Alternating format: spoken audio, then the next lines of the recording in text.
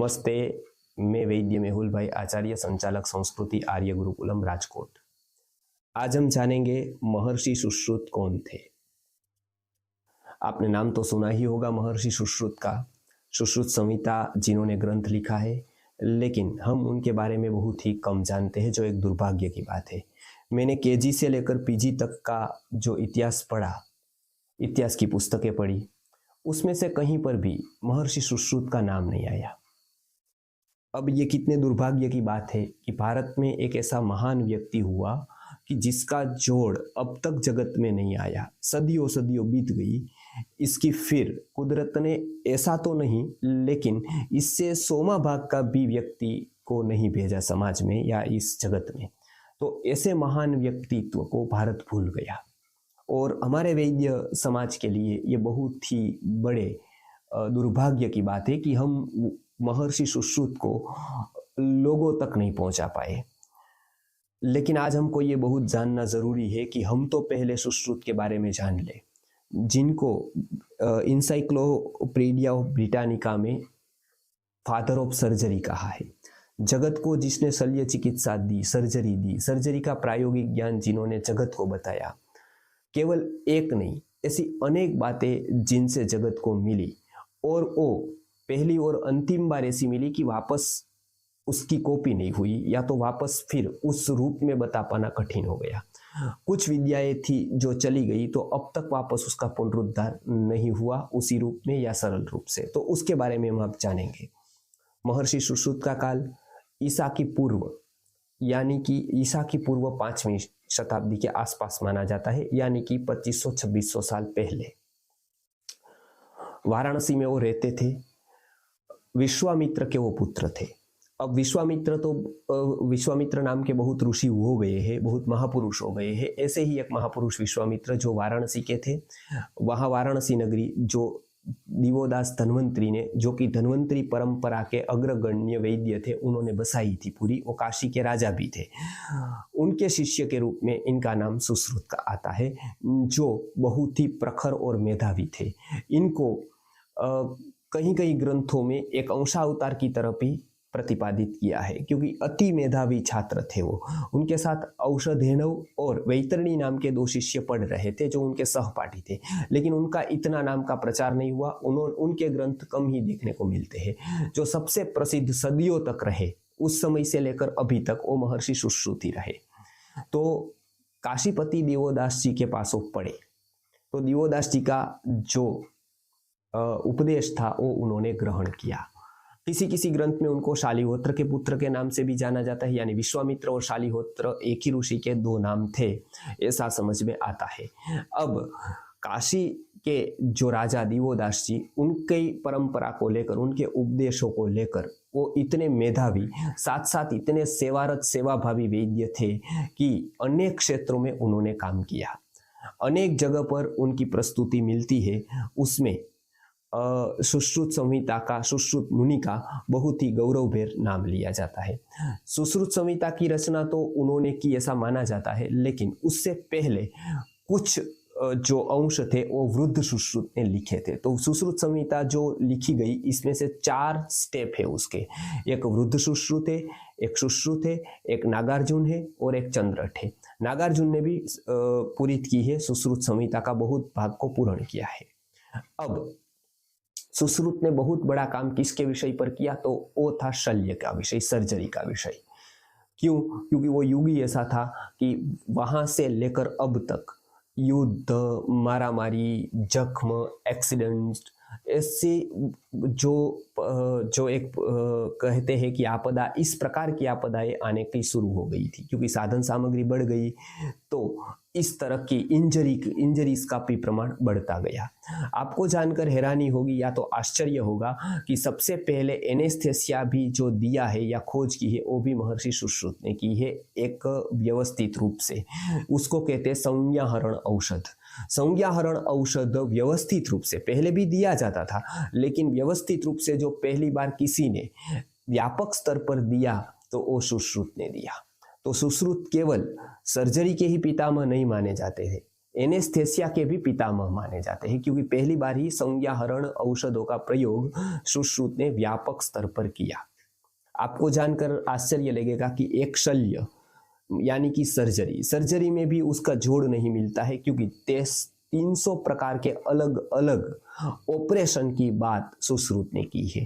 आज बड़े से बड़ा सर्जन भी 300 ऑपरेशन कर सकता है, 300 प्रकार के ऑपरेशन नहीं कर सकता है। क्यों? आज ऑर्थोपेडिक होता है, वो केवल हड्डियों के ही ऑपरेशन कर सकता है, लेकिन हार्ट का नहीं कर पाता है। हार्ट स्पेशलिस्ट होता है तो वो हार्ट का कर पाता है, लेकिन वो न्यूरो का, मस्तिष्क का नहीं कर पाता है। न्यूरोलॉजिस्ट या न्यूरोसर्जन होता है, वो मस्तिष्क का तो कर पाएगा, लेकिन उंगली तक का वो नहीं कर पाता है। इसके लिए उसको और सर्जन की जरूरत है। सुश्रुत एकमात्र प्रथम और अंतिम ऐसे सर्जन थे कि जिन्होंने 300 प्रकार की अलग अलग सर्जरियां खुद की और खुद अनेक शिष्यों को सिखाई। आप अंदाजा लगा सकते हैं उस प्रज्ञा का, कैसी प्रज्ञा होगी। आज एक सर्जरी सीखने के लिए 20-20, 15-15, 12-12 साल लग जाते हैं, तब कोई एक व्यवस्थित रूप से सर्जन बन पाता है। एनाटॉमी का, फिजियोलॉजी का ज्ञान लेकर, उसके बाद पीजी में 3-4 साल प्रैक्टिकल अनुभव लेकर, उसके बाद भी अनेक प्रकार के अनुभव लेकर कोई कुशल शल्य सर्जक बन सकता है। लेकिन महर्षि सुश्रुत की ये बात हैरान करने वाली है कि वो अकेले ऐसे सर्जक से जिन्होंने 300 प्रकार की अलग अलग सर्जरियां की थी। अब हम देखते हैं कि केवल सर्जरी तब कोई व्यक्ति कर पाता है जब उसके पास शरीर शास्त्र का ज्ञान हो, उसको मर्म का ज्ञान हो। तो सबसे पहले मर्म का व्यवस्थित ज्ञान भी सुश्रुत ने दिया, तो मर्म चिकित्सा के भी वो सर्जक माने जाते हैं। आज मर्म चिकित्सा 22 देशों में है, 22 देशों में मर्म चिकित्सा हो रही है, और सफल रूप से मर्म चिकित्सा आज अनेक जगह पर उपयोग आ रही है। व्यवस्थित पेन को मिटाना है तो मर्म चिकित्सा अद्भुत है। इसके लिए वो मर्म चिकित्सा का ज्ञान भी सुश्रुत ने जगत को पहली बार दिया, जिससे ही एक्यूप्रेशर और एक्यूपंक्चर जैसी पद्धतियां निकली। तो एक पद्धति ऐसी थी जिससे जगत भर की पद्धति को उससे उसको ज्ञान मिला। तो ये मर्म चिकित्सक सबसे पहले भी सुश्रुत थे। आगे देखते हैं अग्निकर्म। अलग अलग जगह पर अग्नि से जो चिकित्सा होती है, अग्नि को ड्रॉप करके हम भी अपने राजकोट के चिकित्सालय में अग्निकर्म कराते हैं। तो ये अग्निकर्म के जनक है, वो भी सुश्रुत माने जाते हैं। अग्निकर्म की चिकित्सा व्यवस्थित रूप से किसी ने ग्रथित की तो वो सुश्रुत ने की। आगे जाकर पाइल्स के जो आज ऑपरेशन है, आज भी कठिन माने जाते हैं। आज भी एक बार हुआ तो दूसरी बार उसका रिपीट न हो, इसके लिए बहुत ही सावधानी रखनी पड़ती है। लेकिन सुश्रुत ने दिया हुआ जो क्षार सूत्र की ट्रीटमेंट है, क्षार सूत्र की जो सर्जरी है, वो आसान है और वो आज भी उतनी ही इफेक्टिव है। आज के समय में भी सबसे अच्छी जो पाइल्स की सर्जरी की जाती है तो वो है क्षार सूत्र। तो इसके लिए सुश्रुत का अग्रगण्य प्रदान अनेक क्षेत्रों पर रहा है। मोतीबिंद का जो ऑपरेशन होता है आंखों में, वो आज उसका ढंग बदल गया है, लेकिन सबसे पहले मोतीबिंद को उतारना सुश्रुत ने ही सिखाया था। और ये इतना अद्भुत था कि बिल्कुल छोटी सी एक शलाका से दैव छिद्र को उसमें डालकर, आप विचार करिए, जो रेटिना है उसके पास दैव छिद्र है, उसमें दैव छिद्र है ऐसा भी सुश्रुत ने ही बताया। और उसको उसमें से वो दैव छिद्र को उसमें से शलाका डालकर उसके बाद मोतीबिंद का जो एक लेयर होता है उसको निकालने की बात, उसको उतारने की बात बताई है सुश्रुत ने। तो वो मोतीबिंद का भी सर्वप्रथम ऑपरेशन उन्होंने ही किया है। इस तरह के 300 प्रकार की अलग अलग सर्जरियां सुश्रुत करते थे। इतना ही नहीं, सर्जरियों के जो उपकरण थे वो आज भी कोई कुशल सर्जक के पास इतने प्रकार के नहीं मिलते हैं, लेकिन उसके फोटो की सहित ताड़पत्रों में आज लेखन किया गया है 125 प्रकार के या 127 प्रकार के। कोई ताड़पत्र में 125 है, कोई में 127 है। 127 प्रकार के अलग अलग इंस्ट्रूमेंट्स का वो उपयोग करते थे सर्जरी के लिए। और ऐसे ऐसे इंस्ट्रूमेंट्स का उपयोग की बात आती है कि हमारा एक बाल ले, मतलब एक हेयर छोटा सा, और उसके उभे खड़े दो हिस्से कर सके, ऐसी एक साधन का वर्णन है, ऐसी एक पिन है, या तो ऐसी एक जिसको हम कहते हैं कतरी है, कि उसके ऐसे तो कर सकते हैं कोई भी काट कर, लेकिन ऐसे नहीं, ऐसे खड़ा बाल और उसके ऐसे दो टुकड़े कर पाए। इतनी नसें अलग अलग अलग जगह पर है, इतने कोष है, उसमें से कुशलता पूर्वक जो सर्जरी की जाए तो ऐसे 127 प्रकार के अलग अलग साधनों का वर्णन किया है। अच्छा, 127 प्रकार के साधन इतना ही नहीं, उसको स्टरलाइज कैसे करना है, उसके रखरखाव कैसे करने हैं, उसका भी वर्णन सुश्रुत ने किया। विचार करिए, एक व्यक्ति जो साधनों को शुद्ध करने का केमिकल भी बनाता हो, यानी कि उसके भी औषधियां बनाता हो, साधन भी खुद ही डिजाइन करता हो या खुद ही मार्गदर्शन देता हो, मनुष्य की शरीर रचना को जानकर उसका निदान भी वो ही खुद करता हो और वही उसकी ऑपरेशन करके शल्य की चिकित्सा करता हो, ये एक आज के समय में भी एक आश्चर्यकारक घटना ही नहीं, अति आश्चर्यकारक घटना है। कोई व्यक्ति पढ़ेगा तो कभी मान नहीं पाएगा कि ऐसा व्यक्ति ही भी भारत में हुआ था और उसके कारण जगत को एक बहुत बड़ा सर्जरी का ज्ञान हुआ।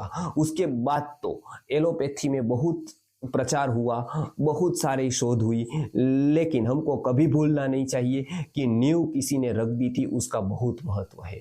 हम बिल्डिंग बनाते हैं, उसका जितना महत्व नहीं है उतना नींव का महत्व है, क्योंकि नींव जितनी अच्छी होगी, जितनी सही होगी, उतना ही बिल्डिंग सही, भवन अच्छा बनेगा। इसलिए सुश्रुत का ये अग्रगण्य प्रदान समाज को कभी नहीं भूलना चाहिए और वो न भूले इसके लिए हमको अविरत प्रयत्न करना चाहिए। थोड़ा भी आप मानते हैं कि आपको सुश्रुत से कुछ मिला, ये पूरे समाज को मिला, तो अवश्य ही हमको इसको सुश्रुत के विषय पर अनेक लोगों को जानकारी देनी चाहिए। ये वीडियो ऐसे जो सुश्रुत के बारे में आते हैं उनको अनेक जगह पर पहुंचाना चाहिए, ताकि हम उसके लिए, ये भारत में ऐसा अद्भुत चरित्र हुआ, उसको कुछ न्याय दे पाए और हमारे अगली पीढ़ी को बता पाए कि सच्चा भारत कैसा और सच्चा भारत की क्या अवधारणा थी, कैसा था और उसकी अवधारणा क्या थी, उसके पास कौन सी ऐसी विरासत थी जो आज भी हमें गौरवान्वित कर रही है। नमस्कार, जय हिंद।